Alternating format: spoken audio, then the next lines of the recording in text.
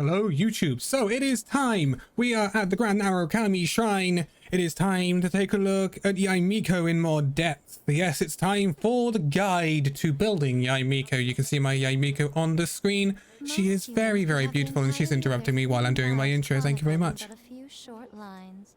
Their stories really make for terribly dull reading. Thanks. Thanks, Miko. Anyway, in this video, we will be going through her ascensions, what materials you're going to need for that, her talents, what materials you're going to need for that, what she's like.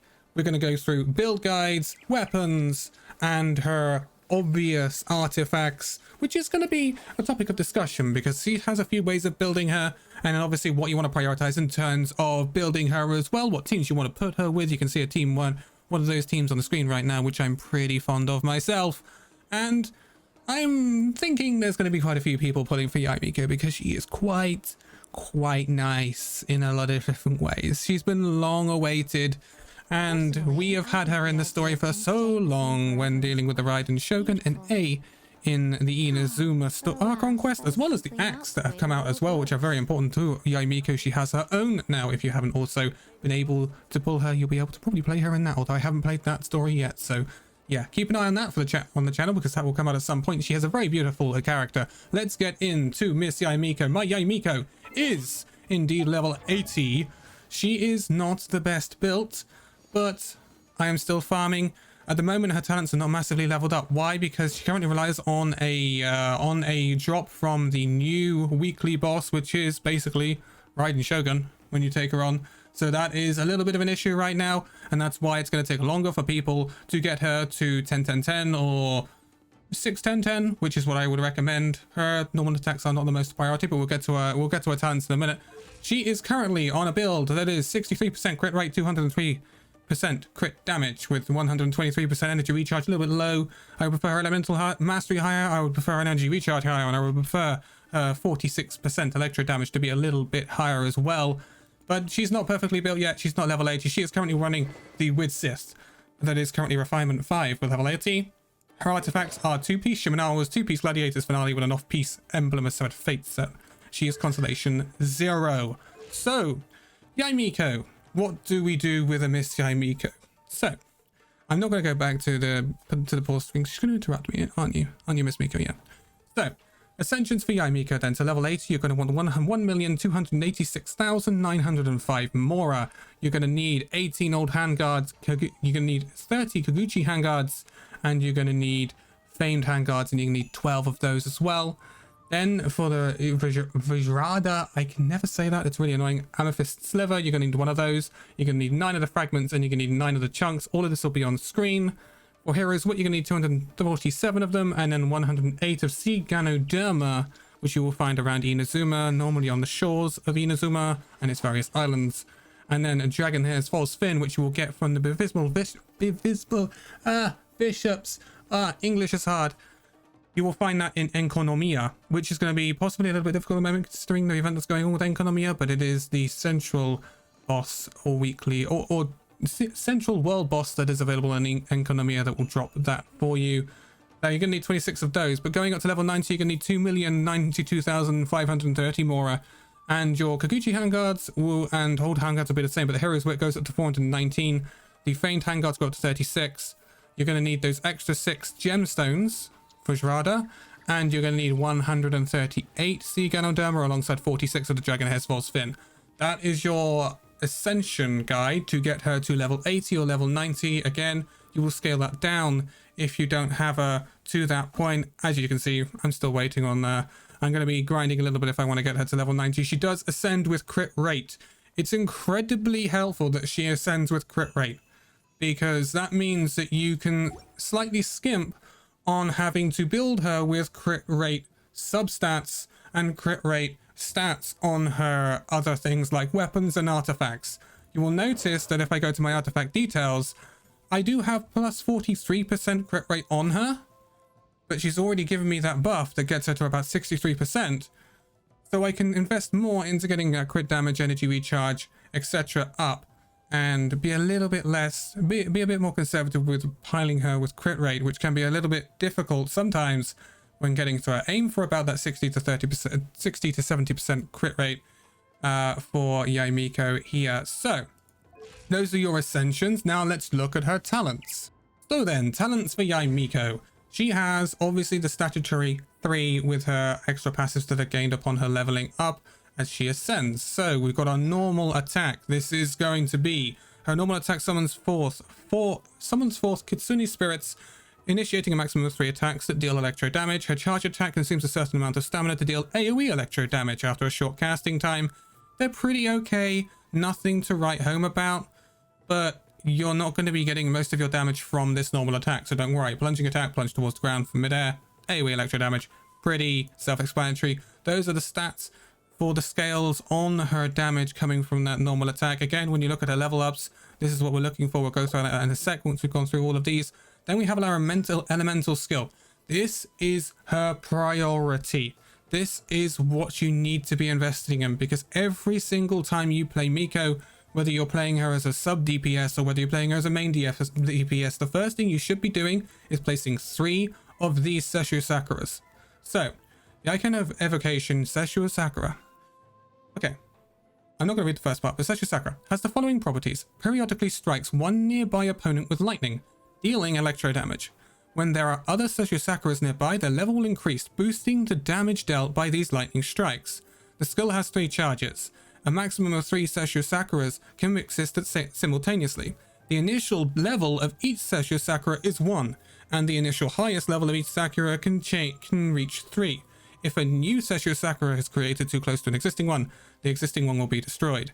This, however, does change if you have a certain constellation on Yae Miko, which we will look at later in the video. This is essential. This is the first thing you will be using as soon as you switch into Yae Miko, whichever way you're using her, because this comes before everything, because then we go on to Great Art Tenku Kishin or Kenshin. So this is after you've cast those 3 Sesshu Sakuras, because this makes a big difference to how this works. So this is, I'm going to go through this. When she uses this skill, Yae Miko will unseal nearby Sesshu Sakuras, destroying their outer forms and transforming them into Tenko Thunderbolts. They descend from the skies, dealing AoE electro damage. Each Sesshu Sakura destroyed in this way will create 1 Tenko Thunderbolt. That is very crucial to how in which you do Yae Miko's rotation. Going back, it is 1 lightning strike, so it summons a lightning strike dealing AoE damage, but then there will be successive lightning strikes after that in the form of Tenko Thunderbolts that are based on how many Sesshu Sakuras are on the field. So that may be a little bit confusing to think about, and I will show you in a minute.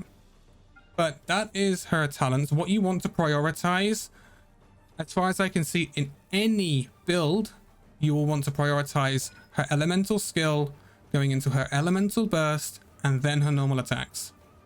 You must really prioritize her elemental skill first, because it is where her damage comes from, and it is where she builds everything from. She is based around her elemental skill. Of course, we have these extra ones, the Shrine Sacred Shade. This, when casting Great Secret Art Tenku Kenshin, each Sesshu Sakura destroyed resets the cooldown for 1 charge of Yakan Evocation Sesshu Sakura. So what this means, and this is incredibly crucial to her kit as well, and this is how you will rotate with her. When you do EEE, that will place 3 Sesshu Sakuras. Then you will press your Q to do your elemental burst. That will then, as it consumes those Sesshu Sakuras, give you a Sesshu Sakura back for every one it consumes. 3. So it will completely recharge your elemental skill. You will then, straight after using that the Tenko Kenshin, you will then use your skill again to place 3 more on the field, which will then do continuous damage as you switch through your party to do more damage, or you stay on Miko and use her normal attacks, depending on how you use her.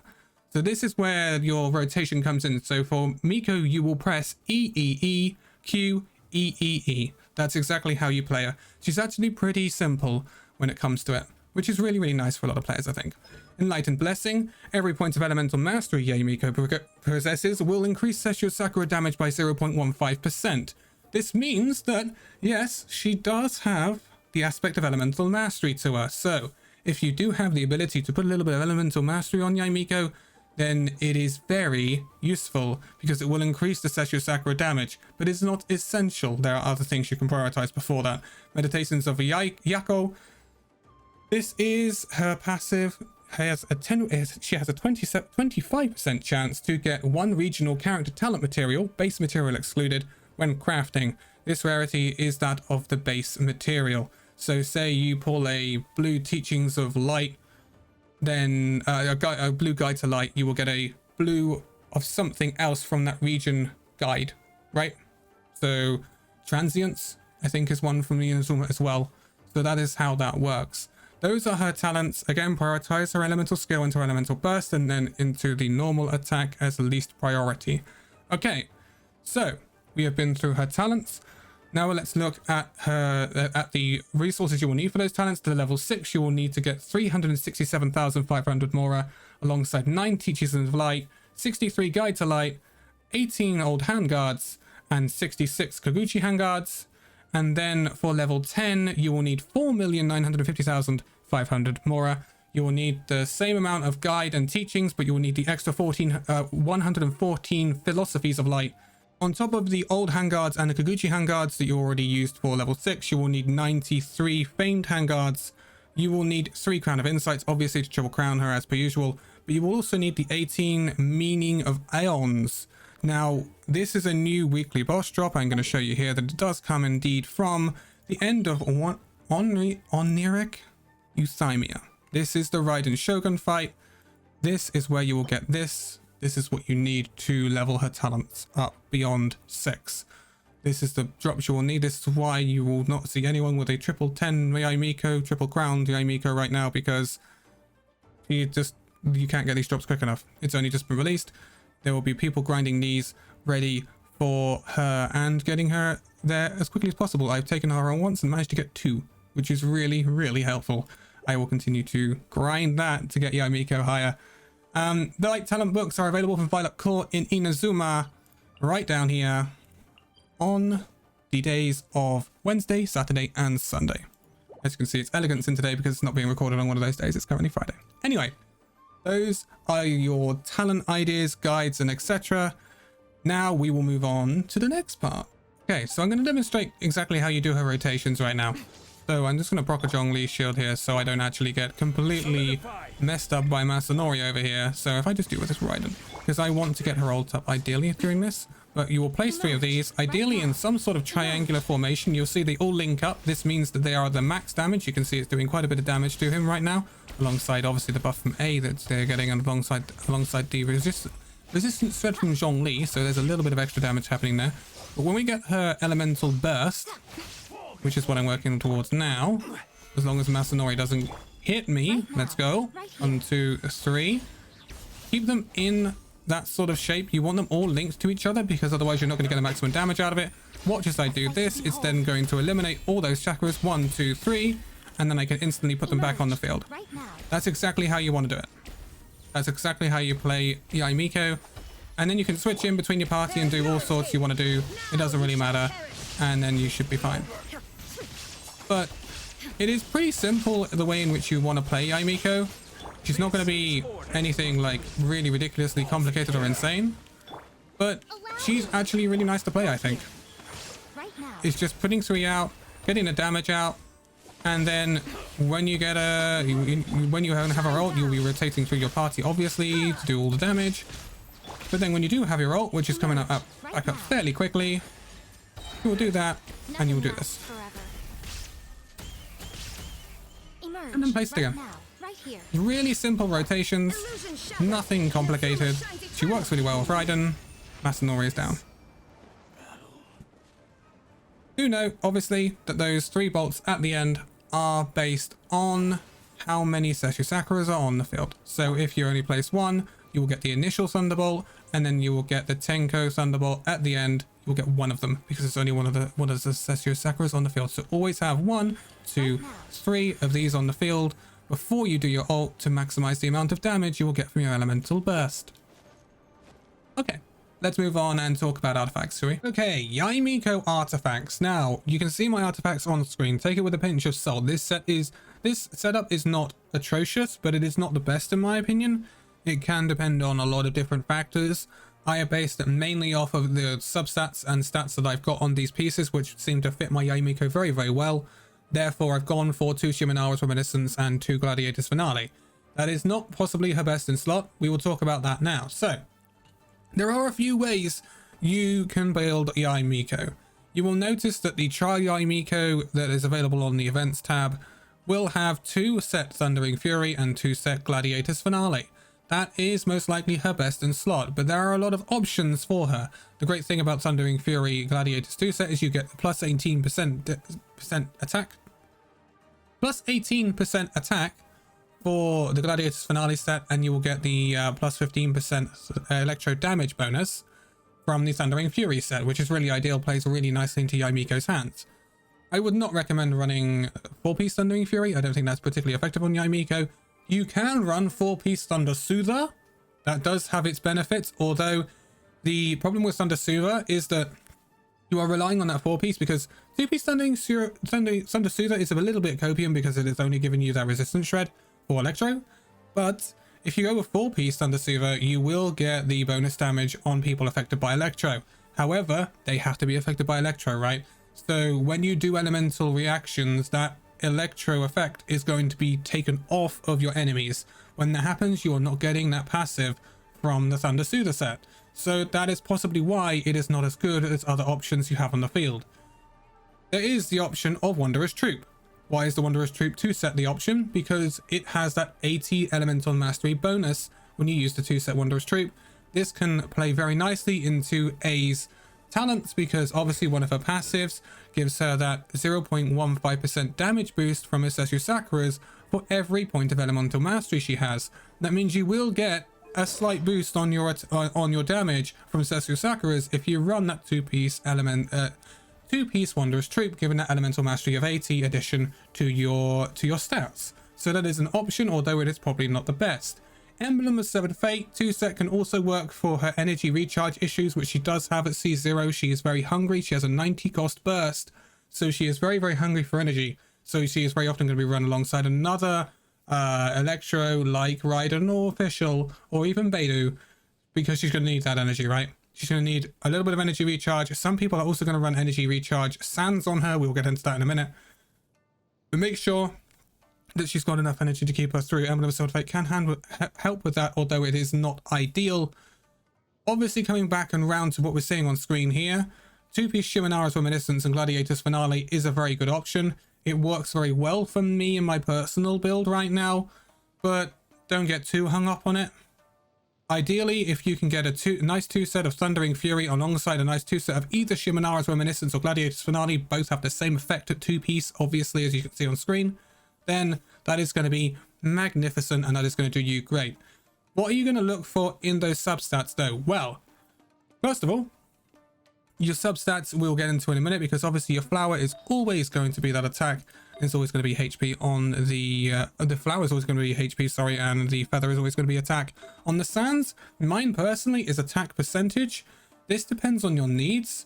I have gone for attack percentage because I am okay with my energy recharge. You can go for obviously an energy recharge sands, which I do have the option of on mine, but it has slightly worse substats in my opinion, so I didn't run with it, even though it's got more critical damage. There is the option of energy recharge. If you're having energy recharge issues for Yae Miko, switch over to that energy recharge, although it is going to hurt your damage output unless you've got really god tier substats on your artifacts. So do be aware of that. Ideally attack percentage, but if you're having energy recharge problems, I would go for the energy recharge. There is a build where you can use elemental mastery main stat, which will give her a significant damage output bonus, but I would say it is for more damage per screenshot Yae Miko's, and it won't give you that consistent damage, which is not ideal in my opinion, and therefore I struggle to recommend it. Although it is an option, I wouldn't go out and out for an elemental mastery sans on Yae Miko. I will go for that attack percentage if possible, or an energy recharge if you need it. Onto the goblet, and the goblet is a very, very straightforward pick. Electro damage bonus is going to be the way to go for Yae Miko. She is an electro character. There are not many electro characters that do not use electro damage bonus as their goblet. It is pretty simple. If you don't have an electro damage bonus goblet, then do just go for the attack percentage if you can. But above all else, try and find that electro damage bonus goblet. That is why I'm running an off-piece as that goblet, because it is really darn important. She wouldn't have any electro damage bonus if she wasn't this goblet for me. And then obviously on your last option, it is going to be crit rate or crit damage. whatever you need to make sure she has got the nice balance between her crit rate and critical damage to give her that very nice equilibrium. You don't want too much crit rate, you don't want too little crit rate, you don't want too little crit damage either. Currently she's running a crit damage mask for me because she's got enough crit rate in my opinion, plus she can run it alongside a nice crit damage weapon, which we'll talk about in a minute, which is really, really good. Gives her a really nice I'd like it to be a little bit higher. I'd like it to have 70% crit rate, but we'll get there eventually with a bit more grinding. So those are your artifacts. Let's move on to the next section. Okay then, let's take a look at weapons for Miss Miko then, and it's pretty self-explanatory. So you got Kagura's Verity. This is going to be her best in slot. It's made for her. It's absolutely perfect for her. The buff and the passive are both catered to her. It's crit damage scaling. It's got a crit damage substat, sorry. So that's going to be really, really good for her. Something I run in the early days. Well, I say the early days. She's not been out for long, but at the early times of me running Yae Miko, I did run Lost Prayer to the Sacred Winds on her. Why? Because I was a little bit low on crit rate. If you are struggling for that crit rate, now I'd be surprised if you are because of her crit rate ascension. But if you are still struggling for crit rate, then Lost Prayer is still going to be a really, really good option. It's got that high base attack as well. But Kagura's Verity is going to be the best option there. Oathsworn Eye, which is the new freely attainable catalyst from the most recent event in Danconia, is a good option. It is an attack percent option. It is okay. I wouldn't say it's the best, but it does give you good results if you are unable to get the other options. And of course, it is free to play right now alongside Yae Miko's release. So it's a really good option for you free to play players if you want to pick up something that is not too taxing on the old Primo gems. Then that's a really, really good option. Percussion Ring, a bit of Copium if you're missing out on energy recharge, but if you're missing out on energy recharge, I'd probably go for something like Favonius Codex. I think that's a better option there. So Mappa Mare is another option. It is free to play and it is Elemental Mastery on the substat. If you want that Elemental Mastery that to take advantage of the Sesu Sakura, then that is also an option. Steer away from the Eye of Perception, the Prototype Amber. We don't really want to be touching those. Black Lift can be okay, but again, its passive is a little bit rough. A really nice one is Solar Pearl. This is obviously from the Battle Pass, so it's not free to play, but Solar Pearl is a really, really nice one. But another one that's not free to play, but I would say is the best 4-star option available for Yae Miko is the Widsith. The Widsith is really, really nice. It is obviously that crit damage is going to be really, really nice on that on the substat, but also you've got the really heavy buffs that it gives on one of those songs that it attaches when it's changed into as its passive. And this is what I currently run on my Yae Miko. It's currently it's an R5, in fact, level 80 with Sith, which is really, really nice, and it does a really, really good job. And to be honest, if you're going to rank these, I would rank this one just below Kagura's Verity. You've got things like Skyward Atlas, Memory of Dust in the 5-star options, but the Widsith is going to keep pace with them most likely. So I would say the Widsith is an extremely good option for Yae Miko if you do not have the opportunity to get Kagura's Verity. Of course, if you do have Widsith, you may have picked it up somewhere in random pulls. So that's a really, really good option. But again, it's also not too taxing if you want to try and put it somewhere else. You may get it on the free banner as well, as you level up and stuff. So it is something that some people do tend to pick up. If you do have a Widsith, then that is going to be a really, really, really amazing option for your Yae Miko if you do end up getting her. But at the end of the day, Kagura's Verity is always going to be the best option. It is her made to order weapon, just like Engulfing Lightning for Raiden Shogun, and it's going to always be the best option. But those are your weapons. So let's move on to some other stuff. Okay then, teams for Yae Miko. Now, she has a lot of options. This on the screen right now is your fairly obvious mono Electro team. This is going to be Raiden Shogun alongside Yae Miko, Kujiro Sara, and then probably Sangonomiya Kokumi to get some nice reactions going, and obviously for healing as well. Although it's interchangeable, but you're going to want to base it around Raiden, Miko, and Sara. You could shoehorn official in there if you wanted to, but this is your basic mono Electro comp which is a very, very good option. This is a more free-to-play friendly comp, so Yae Miko being the main DPS here is probably going to be on the field a lot. She's going to be proccing reactions with Xiangling, who can do a lot of off-field DPS, Sucrose for those swirl reactions, and the resistance shred from Viridescent Venera, and then Diona for shielding and healing. This is a really, really nice comp because, you know, the rest are made up with 4 stars, and they're really cheap. Plus, Sucrose. Sucrose is a real sleeper character because she's actually really, really good for basically resistance shred and grouping, which is really cool if you don't have Kazuha or Venti. So then we have this one. This is a unique one because this is a bit of an evolution of Taser or Electro charged. Now, ignore the Zhongli because the Zhongli is filling a spot. So you got Kokomi as your main DPS. She is going to be filling everyone with Hydro. And then Yae Miko is going to be proccing those Electro charge reactions. Now, the Yae Miko spot is interchangeable. Normally, before this would have been a Beidou. And you could still run a Beidou in that Zhongli spot, by the way, if you wanted to run 2 Electro here. Normally, this would have been a Beidou. It could also be a Fischl. But Yae Miko is in here, because obviously this is Yae Miko's showcase. So this can be really, really cool to run. Sucrose for, again, resistance shred with Viridescent Venera and grouping. This can also be interchanged for a Venti or a Kazuha. They can both work in this very much and probably better than a Sucrose, but Sucrose is the only one I have. So yeah, please send me some reruns of Venti or Kazuha. And then obviously your other spot, which Zhongli is currently filling for me. Zhongli is an option, gives you shielding and also gives you shred from the Jade Shield, but he's not really the best option. Mona is another option for damage buff basically and more buff sub DPS. Mona's really nice for that, but I don't have Mona, so I can't put Mona in there. There's a variety of options. Bennett again for buff, but you don't need healing because you've got Kokomi. And so this is a really, really free spot to put whoever you want in there, like a battery for Miko if you want one, like Fischl or Beidou as I mentioned before. There's a real good amount of options here if you wanted to put in different options to your liking. So there's a lot you can run alongside Miko, like Bennett works well, Kazuha, Venti, Sucrose. Those are going to buff her damage and group people to get her to make it easier for her to do damage. Mona can also work for Electro charged alongside Kokomi. And Kokomi's rerun is coming up soon as well, so that's also something to keep in mind. She's going to work well with Miko. Just like Raiden Shogun, obviously runs perfectly with Miko alongside Kujo Sara, who's going to work well with Miko as well. Not as well as Raiden, but it still works really well. Plenty of options. Absolutely plenty of options to run with Yae Miko. She is nicely versatile. The only problem in these sorts of comps, so the comps that aren't running any other Electro, which is why I said about an Electro battery in this Zhongli spot, is because Yae Miko's energy recharge.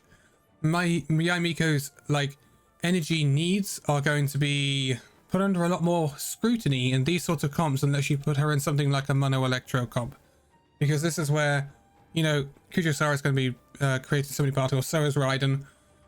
Yae Miko is not going to have any troubles in this comp, but when you put her in another comp like this, it's going to become a little bit more, yikes, I don't have Yae Miko's burst every time I want it or every rotation. So that's something you've got to take into account. Maybe build up your Yae Miko with a bit more energy recharge if you're working on this. But that is going to be it for the teams and it for this guide. Yae Miko, she is a really interesting... Simply not the way the world works. Yes, it's not the way the world works. She's a really interesting character. I'm really enjoying playing her. I have been constantly working on her and buffing her as much as I can. And she has much more versatility than I expected before she came out. I think that's a really good thing, and I think Oyoverse, I should say now, have done really well there in creating her. She does nice damage. She is not OP in any way. She's not doing crazy damage, but she's doing really nice damage. She's a really nice damage dealer. She can be on field, off field, and her design is really nice, and the attention to detail on her design is amazing, especially when it comes down to that if you move forward when you lay a Seshu Sakura, she will smile. If you move back, she will not smile. There's a little things in her design that you will pick up over time if you have her that is just so nice when it comes to attention to detail. It's a really, really good job, Genshin devs. I think it's an amazing addition to the game, and I'm going to enjoy it very much. I hope you also enjoy your Yae Mikos. Any questions, do leave them in the comments below. All of the graphics from this will be published on Instagram and Twitter as per usual, and this guide will be here for you to come back to at any point in time if you need any help, and comments also if you need any help as well. I do thank you for joining for this Yae Miko guide. Remember, all of that's been going on, it all should be time-stamped for you to go back to at any point in time along your building spree for Yae Miko. If you liked it, give it a like. Do subscribe if you're new. Hit the bell if you do wish to see more Genshin videos coming your way very soon, including story run-throughs, more guides, including Raiden Shogun and Sangonomiya Kokumi coming up in the second half of 2.5, and lots of other stuff as well. Also Overwatch as well. Mustn't forget that. If you did like the video and you think other people will be interested in it, do share it around on these social medias. It helps the channel out a massive amount, and yeah, I am extremely grateful for all the support recently, as always. But I'm gonna leave it here. Thank you guys for joining, and I will see you in the next one. Bye bye.